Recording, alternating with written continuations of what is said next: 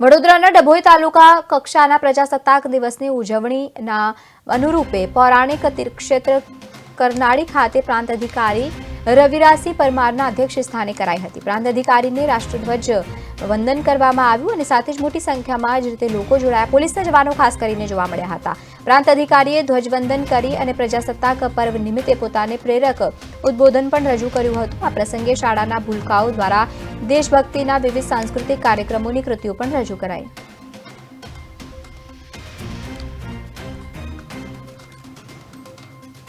ડભોઈ તાલુકાના તાલુકા કક્ષાના પ્રજાસત્તાક પર્વની ઉજવણી કરનાળી ગામ ખાતે કરવામાં આવી હતી, જેમાં માનનીય પ્રાંત સાહેબના અધ્યક્ષસ્થાને રાષ્ટ્રધ્વજને સલામી આપ્યા બાદ કાર્યક્રમને શરૂ કરવામાં આવ્યો હતો. વર્ષ દરમિયાન વિવિધ વિભાગના જે પણ કર્મચારીઓએ સારી તેમનું ભાગ ભજવ્યો છે અને સરકારના વિવિધ કામોમાં જેમણે ખૂબ જ ઉત્સાહથી કામ કર્યું છે